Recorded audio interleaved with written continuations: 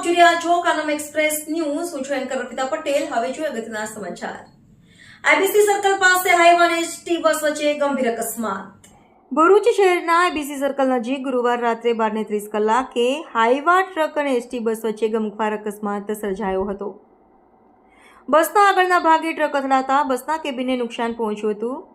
ST બસના driver Babu Dalabhai પોલીસમાં ફરિયાદ નોંધાવતા જણાવ્યું હતું કે GJ16AV 2020 નંબરની હાઈવા ટ્રક અચાનક ઝડપથી હંકારી આવી અને તેમની GJ18ZT 1313 નંબરની બસને ટક્કર મારી હતી.